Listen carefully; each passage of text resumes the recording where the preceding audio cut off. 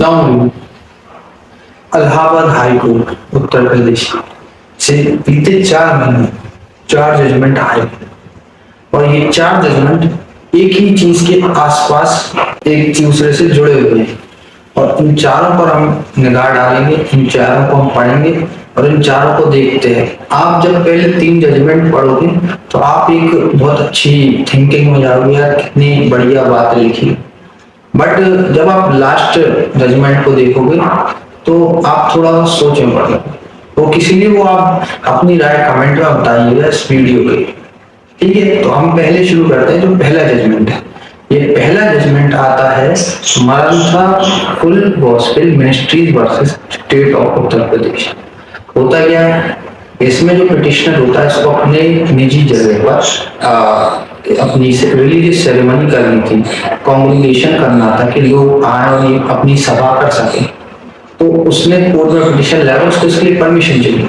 इसको देखते हुए कोर्ट कहता है कि अपनी निजी जगह पर किसी भी तरीके का धार्मिक सभा आयोजन करने के लिए कोई भी परमिशन की जरूरत आपको नहीं है। आप अपनी निजी जगह पर अपना धार्मिक कार्यक्रम, धार्मिक सभा कर सकते हैं, जब तक आप किसी रोड पर या ऐसी पब्लिक वाली जगह पर ना उसको पहुंचा दें। आप अपनी निजी जगह पर कर सकते हैं, इसका आपको पूरा अधिकार है। संविधान का आर्टिकल 25 आपको उसकी पूरी इजाजत देता है और आर्टिकल 25 ये कॉन्स्टिट्यूशन में जो दिया गया है, इक्वल प्रोटेक्शन ऑफ लॉ को बताता है कि हर कोई अपने अपने रिलीजन को, अपने फंडामेंटल राइट्स को एक्सरसाइज कर सकता है। उसको इसके लिए कोई परमिशन की जरूरत नहीं है। ये जजमेंट दिया था 2 जजेस की बेंच ने, जस्टिस अतुल श्रीधरन एंड सिद्धार्थ नंदन। इन्होंने 27 जनवरी 2026 को ये जजमेंट पास करा। अब हम दूसरे जजमेंट की बात करते हैं, जो कि है नाजिर वर्सेस स्टेट ऑफ उत्तर प्रदेश। ये जो जजमेंट था, इसमें पिटिशनर ने पिटिशन लगाई नंबर ऑफ पीपल्स को लेकर कि एक जगह वहां पर कितने लोग अपनी प्रेयर कर सकते हैं। ये सीधा था नमाज के ताल्लुक से। एक जगह थी, वहां पर नमाज होनी रहती थी, तो रमजान का महीना था, तो उसके लेकर कोई इश्यूज हुए कि इतने लोग पढ़ेंगे, 20 लोग, जबकि रमजान में ज्यादा लोग आते हैं। तो ये बात कही गई, तो इसको लेकर के पिटिशनर गए कोर्ट। उन्होंने कहा कि हमें इतने लोगों को नमाज पढ़ने की, कांग्रेगेशन करने की हम लोगों को परमिशन चाहिए। तो कोर्ट ने यही कहा इसी जजमेंट का, जो पहले Maranatha full gospel ministries versus state of Uttar Pradesh में जो उन्होंने जजमेंट दिया, इसका हवाला देखिए। इस कोर्ट ने जब ये जजमेंट दिया है कि जब आपको अपने प्राइवेट प्रीमाइसेस में कोई परमिशन की जरूरत नहीं है, आप अपनी नमाज पढ़ें, कितने भी लोग हो, इससे इसकी कोई रोक थोड़ी है कि कोई आएगा कोई नहीं आएगा। आर्टिकल 25 ये भी प्रोटेक्ट करता है कि आप रिलीजियस कॉन्ग्रीगेशन कर सकते हो, धार्मिक सभाएं आप अपनी निजी जगह पे, आपकी जगह है, उसको बुला सकते हो, जब तक आप पीस या ऑर्डर को डिस्टर्ब नहीं करो। आपको इसकी पूरी इजाजत है, जब तक आपका पर्पस फेथ है। इसी को लेकर के देखिए आप कितनी अच्छी डिटेलिंग दी गई है। ये 2 पॉइंट्स मैं आपके सामने रख रहा हूँ, जिनमें नंबरिंग करके कितने डिटेल में आर्टिकल 25 और रिलीजियस कॉन्ग्रीगेशन होता है, इसमें बताएगा कि अब्राहमिक फेथ में ज्यूज किस तरीके से कॉन्ग्रीगेट करते हैं, क्रिश्चियंस किस तरीके से कॉन्ग्रीगेट करते हैं, मुस्लिम्स किस तरीके से कॉन्ग्रीगेट करते हैं, एंड फिर हिंदू एंड बुद्धिस्ट अपने फेस्टिवल्स पर किस तरीके से कॉन्ग्रीगेशन करते हैं। तो ये एक आर्टिकल 25 का ही पार्ट है, रिलीजियस कॉन्ग्रीगेशन। और इसके लिए कोर्ट ने ये भी पूछा कि कौन है जिसने नंबर ऑफ पीपल का रिस्ट्रिक्शन लगाया है। ऐसे कोई नहीं रोक सकता कि इतने लोग आएंगे, इतने लोग नहीं आएंगे। नंबर ऑफ पीपल्स कोई रेस्ट्रिक्ट नहीं कर सकता रिलीजियस, जब तक फेथ उनका पर्पस हो। ये जजमेंट भी जस्टिस अतुल श्रीधरन और सिद्धार्थ नंदन की बेंच ने दिया और इसमें बहुत अच्छी बातें कही। इन्होंने बात की गई एथिस्ट की, अगर वो गॉड को नहीं मानता है तो भी वो अपनी ना माने।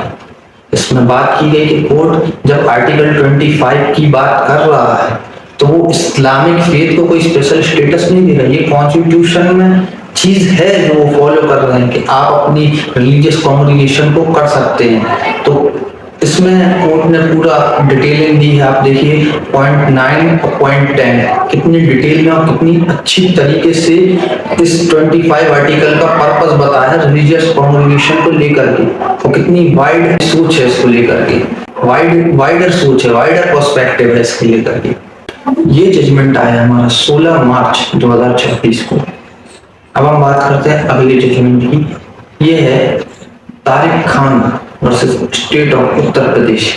मामला होता है हसीन खान होते हैं, उनकी प्रॉपर्टी होती है, वहां पर लोग नमाज पढ़ते हैं इकट्ठा होकर के, तो पुलिस आती है, बरेली पुलिस उनको अरेस्ट करके ले जाती है। इसको लेकर के पिटिशनर पिटिशन फाइल करता है कि हम जो पिछला जजमेंट भी आ चुका था तो इसको लेकर के पिटिशन फाइल करता है। कोर्ट इसको मानता है ये कंटेम्प्ट ऑफ कोर्ट है, स्टेट ने दखल दिया, एडमिनिस्ट्रेशन ने दखल दिया, तो उन्होंने वहां के डीएम और एसपी को कंटेम्प्ट के लिए नोटिस भी भेजा और अगली पेशी में हाजिर होने का भी। इनफैक्ट कोर्ट ने हसीन खान को प्रोटेक्शन 24/7 प्रोवाइड की इस जजमेंट में। आप देखिए ये जजमेंट भी जस्टिस अतुल श्रीधरन और जस्टिस सिद्धार्थ नंदन की बेंच ने पास किया, और ये पास किया है 11 मार्च को। उन्होंने कहा ये कंटेम्प्ट ऑफ कोर्ट है, आपने कैसे किसी के प्रेमाइस में जाकर के दखल दिया जब वो अपनी रिलीजियस कॉन्ग्रीगेशन को कर रहा था। कोर्ट ने इस चीज को गलत माना, इस जजमेंट में उन्होंने प्रोटेक्शन भी दी और इसको कंटेम्प्ट ऑफ कोर्ट माना। ये था हमारा थर्ड जजमेंट जो कि 11 मार्च को आया, वही बेंच थी, सेम बेंच।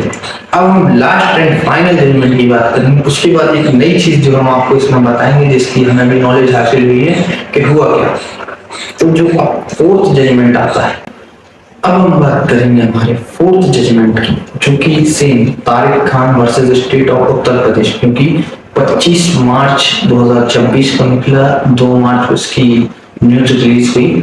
इसमें क्या होता है, केस वही है, सेम पिटिशनर सेम रिस्पोंडेंट, यहाँ जजेस की बेंच चेंज हो जाती है। होता क्या है कि जस्टिस अतुल श्रीधरन एंड सिद्धार्थ नंदन की जगह इस केस की हियरिंग करते हैं कौन, justice Saral Srivastava and justice Garima प्रसाद। पहले हम केस की बात करेंगे।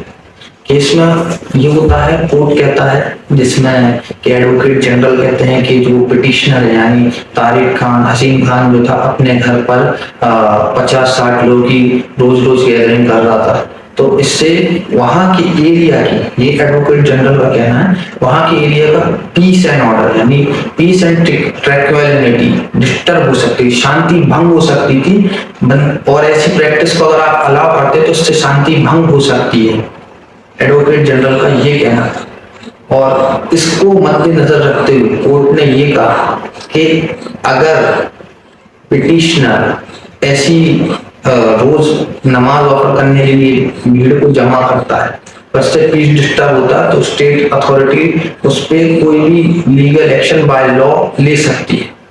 और कोर्ट ने इस चीज को मना कर दिया कि आप इतने लोग नहीं पढ़ सकते हो, यानी जो पिछला फैसला था उसको अपहेल्ड कर दिया, यानी उसी को बदल दिया कोर्ट ने कि आप अपने एरिया में पीस एंड ऑर्डर को डिस्टर्ब नहीं कर सकते हो, लोगों का आना शांति भंग कर सकता है, और ऐसी शांति भंग होने पर स्टेट आप पर एक्शन करेगी। कोर्ट ने जो कंटेम्प्ट का ऑर्डर जारी करा था उनको भी वापस ले लिया। कोर्ट ने कहा वो सेटिस्फाई, उन्होंने जवाब तलब करा था जो डीएम और एसपी थे, उनके जो एग्रीमेंट सबमिट किए गए, कोर्ट ने कहा हम उससे सेटिस्फाई हैं। और जो हसीन खान को उन्होंने प्रोटेक्शन दी थी कि गार्ड था, और ये तक कहा था प्रीवियस जजमेंट में कि कोई भी इंसिडेंट होता है हसीन खान या उसके मेंबर्स के साथ तो वो प्रीमा फेशिया माना जाएगा।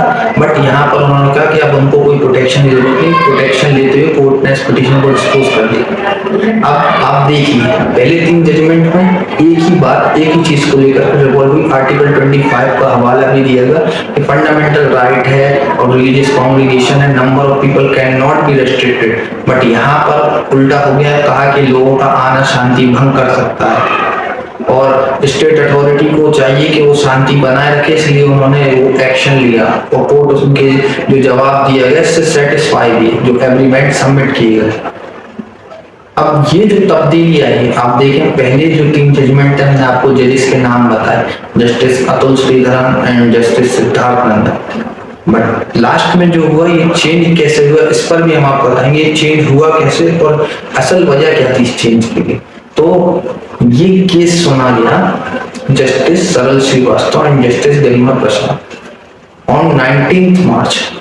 जुडिशियल रोस्टर जो कि chief justice of high court की पावर थी, इलाहाबाद की चीफ जस्टिस ने इसको करते हुए, क्योंकि उनके पास पूरी पावर होती है, वो डिसाइड करेंगे कौन कौन सा केस सुनेगा। 16 मार्च को पहला ऑर्डर आ गया था Tariq Khan versus state of Uttar Pradesh में। 19 मार्च को दूसरा ऑर्डर आया, जजेस की बेंच चेंज हो गई, अब वो सुनेगी। जस्टिस अतुल श्रीधरन को फॉरवर्ड कर दी, अब वो फैमिली डिस्प्यूट्स, फैमिली मैटर्स और सीनियर सिटीजन से रिलेटेड मैटर्स की हियरिंग सुनेंगे। और जुडिशियल रोस्टर क्या है, अब हम उस पर डीप में बात करते हैं। तो जुडिशियल रोस्टर जो होता है, हम पहले इस पर बात करते हैं। जुडिशियल रोस्टर होता है स्पेसिफिक कैटेगरीज केस की, यानी टैक्सेशन के केस, सिविल केस, अलग अलग केस।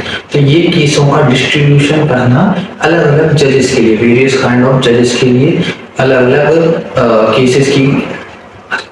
तो जुडिशियल रोस्टर ये होता है, इसके अंदर बात करते हैं हम, इसमें अलग अलग केसेस की कैटेगरीज को स्पेसिफिक जजेस के लिए, वेरियस जजेस के लिए बांट दिया जाता है, डिस्ट्रीब्यूट कर दिया जाता है, ताकि स्मूथ फंक्शनिंग हो और वर्कलोड कम हो। और ये करा जाता है, इसकी एक प्रोसेस होती है।